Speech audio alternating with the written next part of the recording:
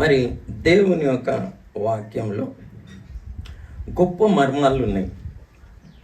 ఆ గొప్ప మర్మాలలో ఒక మర్మము వివాహంని గురించిన మర్మం. మరి అంటే great is the mystery of godliness అంటాడు, గొప్ప మర్మం అంట. అలాంటిది మరి దైవభక్తిని గురించిన కూడా మర్మం నాకు అనిపిస్తూ ఉంటుంది. ఓకేనా?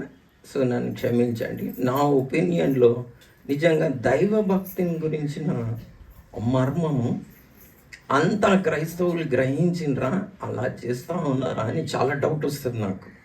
ఎందుకంటే ఆ మర్మంని మనం గ్రహించగలిగితే, ఏది దైవభక్తిని గురించిన మర్మం, great is the mystery of godliness అంటాడు. ఇది గొప్ప మర్మం, మామూలు మర్మం కాదు, గ్రేట్. ఇది నేను చెప్పేది తిమోతి పత్రికలు ఉంటుంది. ఓకేనా? దాన్ని తీయని అవసరం లేదు, మనం దాన్ని ధ్యానిస్తలేం. ఇంకొకటి మనం ఈరోజు సందర్భానుసారంగా మరి ఇది గొప్ప మర్మం అంటాడు. ఎవరిది? వివాహ బంధం ఏదైతే ఉందో ఎఫెసీలకు రాసిన పత్రిక 5వ అధ్యాయంలో మనం 25 నుంచి అలా స్టార్ట్ అవుతుంది. చెప్పి అంటాడు లాస్ట్కి, ఇది గొప్ప మర్మము. మరి నేను వివాహంని గురించి, భార్యాభర్తలను గురించి నేను ఈ విషయాలు చెప్పట్లేదు, కానీ క్రీస్తుని గురించి, సంఘంని గురించి ఈ విషయాలు చెప్తున్నా అని ఆ ఒక్క అధ్యాయాన్ని ముగిస్తాడు. మనం పెళ్ళిళ్ళు అటెండ్ చేస్తే కనుక ఈ వాక్య భాగం అనేది సుపరిచితం. ఓకేనా? ఏది? ఎఫెసీలకు రాసిన పత్రిక 5వ అధ్యాయం మరి 25వ వచనం నుంచి అలా స్టార్ట్ అవుతుండొచ్చు. సో ఇక్కడ భార్యాభర్తలు ఎలా ఉండాలని చెప్తా ఉన్నాడు. ఇది ఒక గొప్ప మర్మం అని చెప్తా ఉన్నాడు, ఒక గొప్ప మర్మం అని చెప్తా ఉన్నాడు. సో దానిని కొద్ది సమయము మనకి దేవుడికి అవకాశం ఇచ్చిండు కాబట్టి, ఆల్రెడీ చెప్పినా కదా, నాకు మీకంటే ఎక్కువనే ఆకలి అవుతుంది.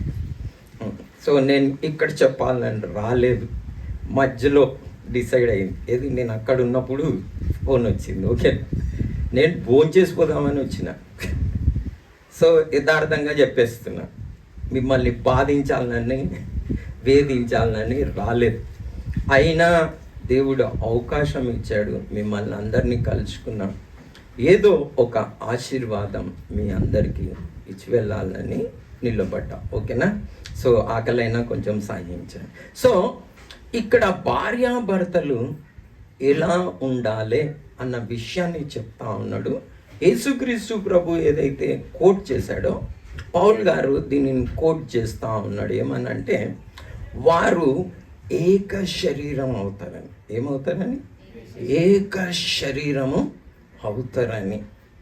సో ఇది క్రీస్తుని గురించి, సంఘంని గురించి నేను చెప్తా ఉన్నాను అంటాడు. సో భార్యాభర్తలకి నా ఒక విజ్ఞప్తి ఏంటంటే, పర్పస్ ఆఫ్ మ్యారేజ్ ఏంటి? పర్పస్ ఎందుకు పెళ్లి చేసుకోవాలి? ఖాళీ పిల్లల్ని కానీకేనా? లే, పిల్లల్ని కూడా అంటే ఏం నేర్చుకోవాలి అనేది మరి తల్లిదండ్రులైన వారు ఆలోచిస్తుండ్రా లేదా అంటే, ఇప్పుడు ఆలోచించండి, దేవుడు ఎందుకు మనల్ని పిల్లల్ని ఇచ్చాడని, దేవుడు మనకు పిల్లల్ని ఎందుకు ఇచ్చాడు, వివాహం ఎందుకు జరిగింది, నేనేం నేర్చుకోవాలి, ఏం చేయాలి? ఖాళీ వివాహమే చేసుకోవాలనా? ఖాళీ ప్లెజర్ కోసమేనా? లే, పర్పస్ ఉన్నది ఒకటి. వివాహంకి ఒక మీనింగ్ ఉన్నది. వీరు వివాహం చేసుకోవాలంటే, మరి నేను హరీష్ తమ్మునితోటి, నాది 62 years. ఓకేనా? అంటే హాఫ్ ఆఫ్ మై ఏజ్, ఇంకా తక్కువ, కాబట్టి అనుభవం చాలా తక్కువ ఉంటుంది. ఓకేనా? దెబ్బలు ఎక్కువ తిన్నా. సో ఇక్కడ మీ అందరితో పాటు హరీష్ తమ్ముడికి కూడా, ఎందుకంటే వివాహం చేసుకోవాలన్న వారు చాలామంది ఉన్నారు పిల్లలు. మరి వివాహం చేసుకోవడానికి రేపు సిద్ధంగా ఉన్న పెళ్లి కుమారుడు కూడా ఉన్నాడు, నేర్చుకోవాలి. కానీ మీరు అందరు వివాహం చేసుకోవాలంటే మాత్రం దీన్ని గ్రహించడం మంచిది. అది ఏంటంటే, మనము ఏకం కావాలి అంటున్నాడు. భార్యాభర్తలు ఏం కావాలి? ఏకం కావాలి.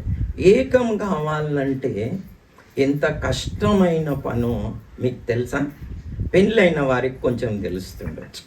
నేను పెళ్ళైన వారికి అందరికి ఒక క్వశ్చన్ అడుగుతా. మీ భార్యాభర్తలు ఎంతనైతే స్టార్టింగ్లో మాట్లాడుకోవాలని, కలిసి ఉండాలని ఎంతనైతే మీకు పెళ్ళైనప్పుడు ఉండేనో అప్పుడు ఇప్పుడు ఉందా అట్లా అని అడగాలని నేను. పెళ్ళైన వాళ్ళు ఎవరైనా చెప్తారా? అట్లా రాసుకొని పూసుకొని మంచి భాషలు చెప్తాను. ఎంతమందికి ఉంది? పెళ్ళైన వాళ్ళు ఎవరు మాట్లాడతారు? లేదు. చాలా మట్టుకు మీరు చూస్తే అనుభవ జ్ఞానాలు కూడా కూర్చుండొచ్చు. ఎవరికి పెళ్ళైంది పెళ్ళి కాలేదు నాకు తెలియదు, ఓకేనా? కానీ ఏకీభవించడము, ఏకం కావడము తలంపులలో, భావంలో, ఉద్దేశంలో ఎంత కష్టమైన పనో తెలుసా? భార్య ఒకటంటే భర్త ఒకటంటారు, భర్త ఒకటంటే భార్య ఒకటి అంటారు. సో వీరిద్దరు ఏకం గారు. ఏకంగా అయ్యే పర్పస్ నేర్చుకోవాలి. ఏకం కావాలి అంటే దినదినం ఏమవుతారో తెలుసా? దూరం అవుతారు. ఏకం గారు, ఒక్కటి గారు, దగ్గర గారు ఏమవుతారు? దూరం అవుతారు రోజు రోజుకి. పెళ్ళైన వారికి తెలుస్తుంది, పెళ్ళి కాని వారికి సంబరంగా ఉంటుంది. కానీ అలాగా ఒక పాస్టర్ గారు మరి ఇలా ఒక చర్చిలో మీటింగ్లో అడిగిండంట, వచ్చే జన్మ కనుక ఉంటే, ఉండదు లేదు, వచ్చే జన్మ కనుక ఉంటే ఒక ఊహలకు తీసుకోపోయి సేమ్ భార్య సేమ్ భర్త కావాలని ఎంతమంది కోరుతారు అని అడిగిండంట. ఎవరు చేస్తుంది? లేబర్ కూడా అంటుండండి. అనుభవం చాలా వచ్చింది. Okay, sorry. అంటే నేను మీరు అర్థం చేసుకోవాలని ఇవన్నీ చెప్తా ఉన్నా. సో పాస్టర్ అమ్మ మాత్రం చేయలేపిందంట. పాస్టర్ అమ్మ చేయలేపితే పాస్టర్ గారు పోయి ఇంట్లో అడిగిండ్రంట, ఏం నువ్వు చేయలేపు, నువ్వు నిజంగానే లేపినావా అని అడిగిండంట. అందరు ఏమనుకుంటారు అని లేపినా, నేను కూడా లేకపోతే ఎట్లా అంటే జోకే. అంటే నేను ఇది ఎందుకు చెప్తున్నా, ఎంత టఫ్ మీకు తెలవాలి. ఏకీభవించుట అంత సులభమైన పని కాదు. ఒక కుటుంబం గురించి ఏం చెప్తారంటే 5,000 చూపెట్టి 5,000 ఒకలాగా ఉండరు అని చెప్తారు కదా. భార్యాభర్తలైనా పిల్లలైనా వారి వారి ఆలోచనలన్నీ వేరు. సో టాస్క్ ఏంది అని అంటే తమ్మునికి స్పెషల్లీ మీరు ఏకమయ్యేది నేర్చుకోవాలి. ఏకం కావాలంటే ఏం కావాలి మరి? ఏం అవసరం? ఏకం కావాలంటే ఏమేమి అవసరం పాప చెప్పు పాప. అండర్స్టాండింగ్ కావాలన్నా? అండర్స్టాండింగ్ ఒకరినొకరు చేసుకునేది అండర్స్టాండింగా లేకుంటే జ్ఞానమా, విజ్డమా? ఏదంటున్నావు?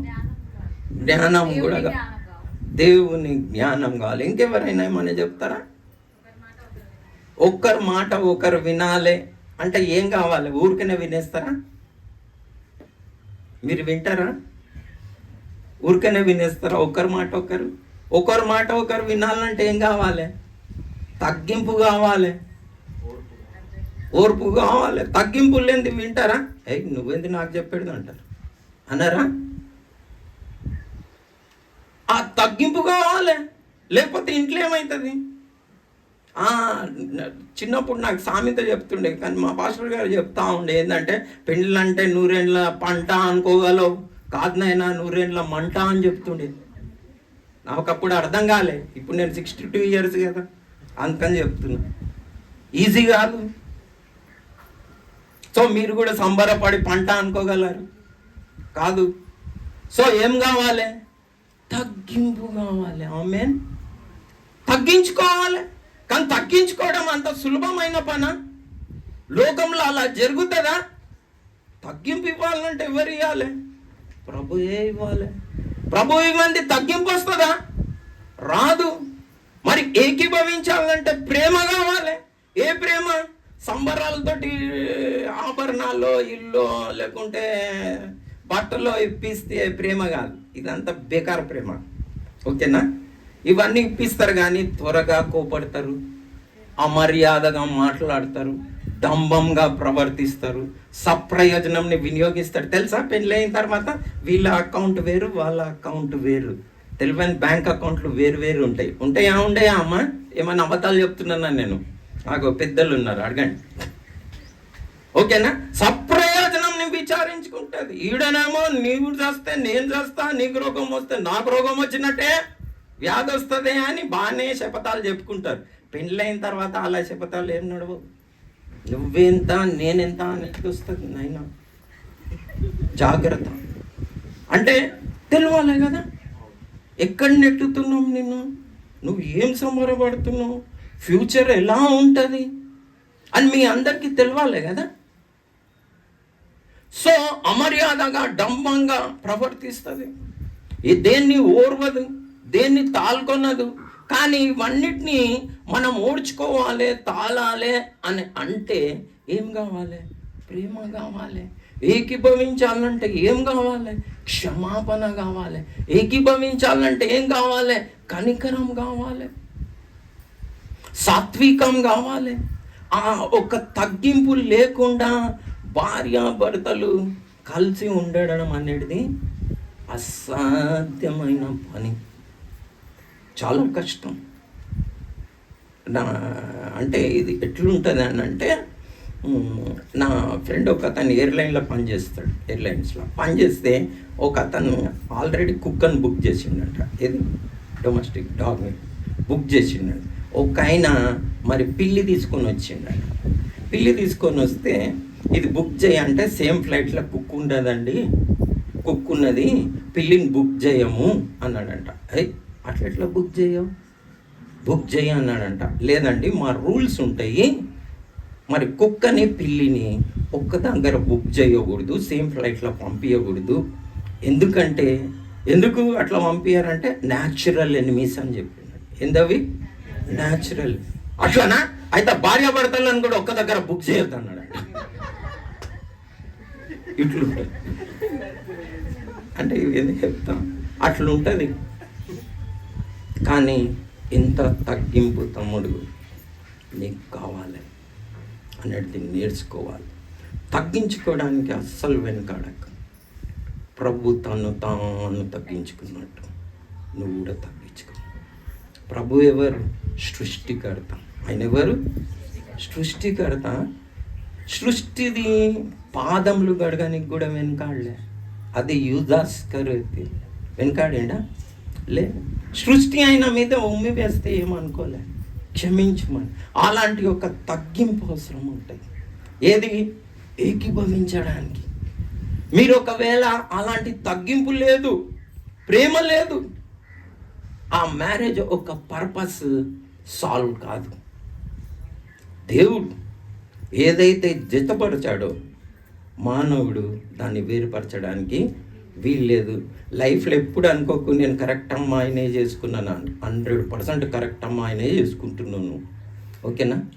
అంటే మనకేమనిపిస్తుంది, దేవుని చిత్తమా కాదా, అసలు నేను ఎంత ఏమనుకున్నా మరి ఇదేమో అంత గందరగోళం కేసేళ్ళింది అనుకుంటారు. నో, మనం మారాలి. ఏం చేయాలి? మనం మారాలి, తగ్గించుకోవాలి. సో ఏకీభవించాలంటే మీరు వివాహం చేసుకోవాలనుకుంటే ఎవరైనా కానీ ముందు ఆ తగ్గింపు ప్రేమ ఉన్నదా చెక్ చేసుకోండి. ఒకవేళ అలా చెక్ చేసుకోకుండా పెళ్లి చేసుకున్నారు అనుకోండి, నేను ఇంకా చాలా విషయాలు చెప్తలేను టైంని బట్టి. సో మీకు అది ఉన్నదా అని ముందుగాల చెక్ చేసుకోండి. కేవలం క్రీస్తు ఒక్కడే మనకి ప్రేమ కానీ, క్షమాపణ కానీ, కనికరం కానీ ఇవ్వగలడు. యూనిటీ కావాల్సింది. కాబట్టి ఏం చెప్పబడున్నదో తెలుసా? యెహోవా ఇల్లు కట్టని ఎడల కొంచెం గట్టి చెప్పండి. యెహోవా, నువ్వేం చేయలేవు, నీ దగ్గర ఏం లేదు ఏకీభవించడానికి. కోపం, క్రోధం, కక్ష, భేదం, స్వార్థం, అసూయ, ద్వేషం తప్ప మనకేమున్నాయి? ఇల్లు కట్టుకునేది ఏమన్నా ఉందా? చాలామంది అజ్ఞానంగా తెలియకుండా మూటరాల్లాగా ఇల్లు పీక్కొని ఏం చేస్తారు, పందిరేసేస్తారు. మూటరాలు పీక్కుంటారు. ఈ విషయాలు ఉండవు, ఈ ప్రేమ ఉండదు. సో ఏకీభవించాలి. పర్పస్ ఏంది మ్యారేజ్ది అంటే ఏకీభవించాలి. నేను 50 ఏళ్ళు మరి ఏమంటారు వెడ్డింగ్ యానివర్సరీ చేసుకున్న వాళ్ళని కూడా అడిగిన. 50 ఇయర్స్ అంటే వాళ్ళ వయసు 80 ఇయర్స్కి వచ్చింది, 75 ఇయర్స్కి వచ్చింది. సో క్వశ్చన్ అడిగిన ఇది, సరే మరి మీరు 50 ఇయర్స్ అయితే మ్యారేజ్ చేసుకుంటారు, ఏకీభవించిండ్రా అని అడిగిన. మీరు కూడా క్వశ్చన్ చేసుకోండి, భార్యాభర్తలు ఏకీభవించిండ్రా? చాలామంది ఫెయిల్ అయిపోయిండ్రు. సో అది కాదు మీ పర్పస్. ఆమేన్. ఏది మన పర్పస్? భార్యాభర్తలు ఏం చేయాలి? ఏకీభవించాలి, ఏక శరీరము కావాలి. సో ఈ మర్మము క్రీస్తుని గురించి, సంఘంని గురించి చెప్తా అంటున్నాడు. ఎందుకంటే బైబిల్ గ్రంథం పెండ్లితోటి స్టార్ట్ అయింది, పెండ్లితోటి ఎండ్ అయింది ప్రకటన గ్రంథంలో.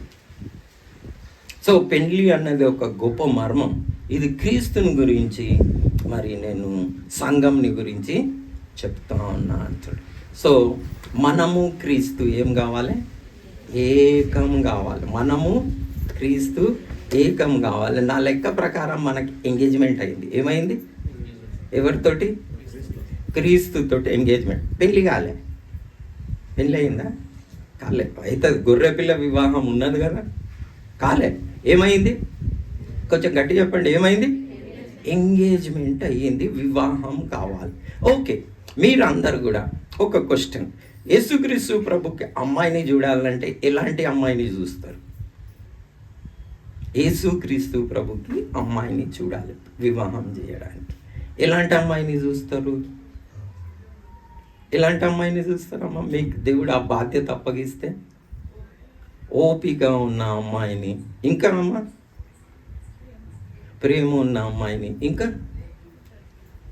తగ్గింపు, ఓకే నైస్, ఇంకా ఎలాంటి అమ్మాయిని చూస్తారు? పరిశుద్ధత, ఓకే నైస్, ఇంకా ఎలాంటి అమ్మాయిని చూస్తారు? సో ఇవన్నీ కొన్ని గుణ లక్షణాలు చెప్పారు. ఇప్పుడు మనకు టైం లేదని చెప్పాను కదా. సో అవన్నీ గుణ లక్షణాలు మీకు ఉన్నాయా? ఉన్నాయా? ఏమిటి క్రీస్తు అలాగనే వివాహం చేసేసుకుంటాడు అనుకుంటున్నారా? చేసుకుంటాడా? యేసుక్రీస్తు ప్రభుకి అన్నీ తెలుసు. మనుషుని గురించి ఎవరు సాక్ష్యం ఇచ్చే అవసరం లేదు. యేసుక్రీస్తు ప్రభుకి అన్నీ తెలుసు. మళ్ళీ మనకేమో ఆ వివాహ గుంపులో ఉండాలని ఉన్నది. కానీ యేసుక్రీస్తు ప్రభుకి మరి మనల్ని వివాహం చేసుకోవాలని ఉన్నదా? ఇది ఏంటంటే క్వశ్చన్ ఇప్పుడు చెప్తా. సినిమా స్టారు లేకుంటే ఏమంటారు క్రికెట్ ప్లేయరు ఉన్నాడు అనుకోండి, చాలామంది ఆయనని వివాహం చేసుకోవాలని అనుకుంటారు. ఆయనని వివాహం చేసుకోవాలని ఒక 1000-2000 మంది ఉంటారు.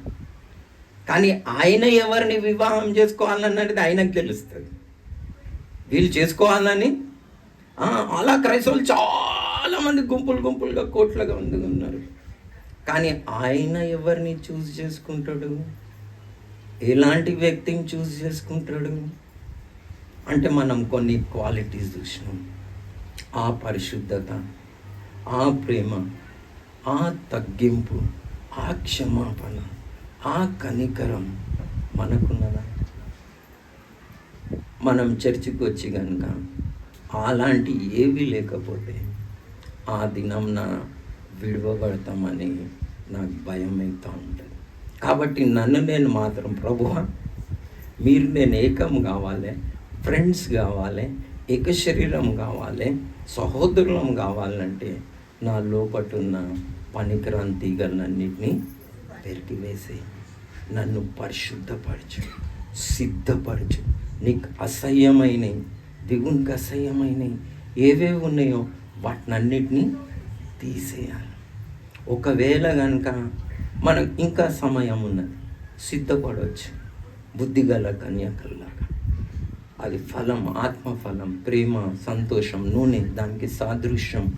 ప్రేమ, సంతోషం, సమాధానం, దీర్ఘశాంతం, దయాలత్వం, మంచితనం, ఆశానిగ్రహం. ఆశానిగ్రహం అంటే ఏవంటే అవి కొనేయాలని కాదు, ఏవంటే అవి తినేయాలని కాదు, ఎవరినంటే వాళ్ళని తిట్టేయాలని కాదు. కానీ తిట్టుట కూడా కొంతమందికి సంబరం. ఆశానిగ్రహం ఇవన్నీ మనకున్నాయా? క్రీస్తు అయితే మనల్ని పరిశుద్ధపరచడానికి తన ప్రాణం ఇచ్చాడు. కానీ మనం రెడీయా? మరి ఆ వివాహోత్సవంకి మనం రెడీయా? మరి ఆ వివాహోత్సవంలో మనం వధూ సంఘంగా మరి క్రీస్తుతో వివాహం జరగాలంటే, ఏకం కావాలంటే మనం ఎలాంటి ఒక పరిశుద్ధతతో ఎదురు చూపుతూ మనం అందరం వేచి ఉండాలి. కాబట్టి అట్టి పరిశుద్ధత మనందరికీ దేవుడు దయచేయాలని మనం ప్రార్థించుకుందాం. సో మీకు ఒక్కడి యొక్క ఏం చేయాలి? ఏకీభవించాలి. ఏకీభవించాలంటే చాలా తగ్గింపు, ప్రేమ, క్షమాపణ, కనికరం, మాదిరి ఉండాలి. God bless you abundantly. Please the lord.